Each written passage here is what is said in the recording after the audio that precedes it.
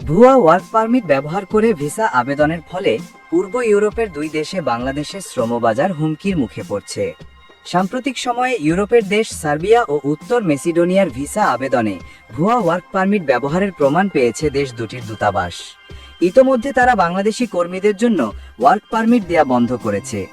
এসব জালিয়াতি না থামালে ভিসা বন্ধ করার মতো পদক্ষেপ নেওয়া হবে বলে জানিয়েছে দূতাবাস। দুই দেশের কূটনৈতিক সূত্র জানান, উত্তর মেসিডোনিয়ার দূতাবাসে ভিসার আবেদন করা প্রায় 90% বাংলাদেশি কর্মীর ওয়ার্ক পারমিটই ভুয়া। সার্বিয়ার ক্ষেত্রেও একই চিত্র। 2 মাস যাবৎ বাংলাদেশি কর্মীদের জন্য কোনো ওয়ার্ক পারমিট ইস্যু করছে না দেশ দুটি।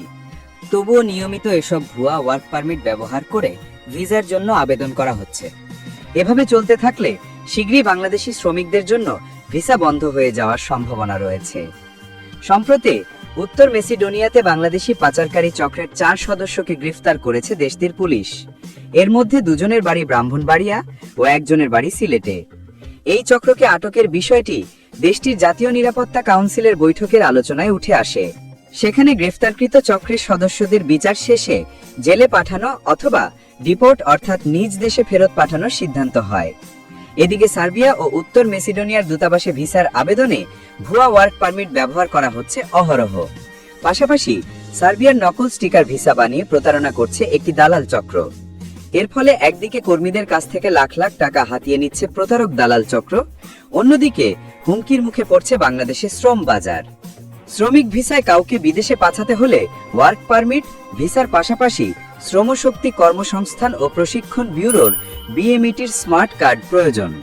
প্রতারক চক্রগুলো প্রথমে ভুয়া ওয়ার্ক পারমিট বানিয়ে ভিসার আবেদন করে।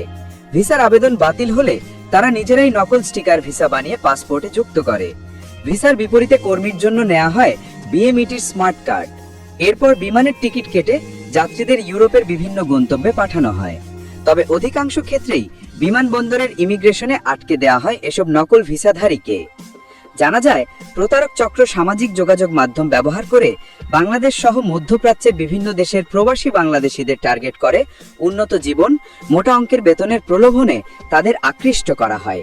এরকমই এক প্রতারণার শিকার মাজিদুল ইসলাম নামে একজন ভুক্তভোগী বলেন, গত মে মাসে সার্বিয়ার শ্রমিক ভিসার জন্য অনলাইনে আবেদন করি। দীর্ঘদিন যাবৎ আবেদনটি অপেক্ষমান তালিকায় ছিল।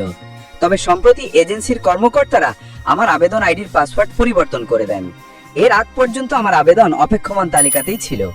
এখন এজেন্সি থেকে বলছে 1 মাসের মধ্যে অ্যাপ্রুভাল ও স্টিকার ভিসা দেবে। তথ্য মতে এ সবই প্রতারণা। ভুয়া ওয়ার্ক পারমিট দিয়ে আবেদন করার কারণে ভিসা আবেদন অনুমোদন হয়নি। এখন তারা ভুয়া অ্যাপ্রুভাল লেটার ও স্টিকার ভিসা দিয়ে টাকা পয়সা হাতিয়ে নেওয়ার পায়তারা করছে।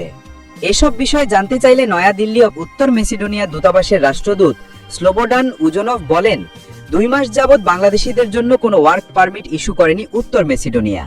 এরপরও কিছু অসাধু চক্র ভুয়া পারমিট ব্যবহার করে প্রতিনিয়ত ভিসার জন্য আবেদন করছে। এই পরিস্থিতির পরিবর্তন না হলে শীঘ্রই বাংলাদেশিদের জন্য ভিসা ইস্যু বন্ধ করে দেওয়া হবে। সূত্র বাংলাদেশ প্রতিদিন। সম্মানিত দর্শক মণ্ডলী, এমনই একটি খবর বাংলাদেশ প্রতিদিনের সূত্রে নিউজ 24 এর ওয়েবসাইটে প্রকাশিত হয়েছে। তবে প্রকাশিত এই খবরের সত্যতা কতটুকু সেটা আসলে বলা খুবই মুশকিল। তাই আমার ব্যক্তিগত মতামত থেকে বলতে পারি যে সবসময় গুজবে পান না দিয়ে যারা বর্তমানে সার্বিয়া অথবা নর্থ ম্যাসিডোনিয়া যাওয়ার চিন্তা ভাবনা করছেন তাদেরকে এই রকম কোনো নিউজের উপর সম্পূর্ণ আস্থা বা নির্ভর না করে যথেষ্ট যাচাই বাছাই করে পরবর্তী সিদ্ধান্ত নেওয়া উচিত। তবে আমার জানা মতে এখন পর্যন্ত সার্বিয়া বা নর্থ ম্যাসিডোনিয়ার ভিসা রেশিও ইউরোপের অন্যান্য দেশের তুলনায় যথেষ্ট ভালো অবস্থানে আছে। এই বিষয়ে আপনাদের কোনো মন্তব্য থাকলে অবশ্যই কমেন্ট করবেন আর চ্যানেলটি সাবস্ক্রাইব করে সাথে থাকবেন। আপনাদের ইউরোপ যাত্রা সফল হোক এই কামনায় আজ এই পর্যন্ত। আসসালামু আলাইকুম। আরেকটা কথা, এই সংবাদের তথ্য প্রমাণের সুবিধার্থে নিউজের লিংক আমি ডেসক্রিপশন বক্সে দিয়ে রাখবো। চাইলে আপনারা যাচাই করে দেখে আসতে পারেন। ধন্যবাদ।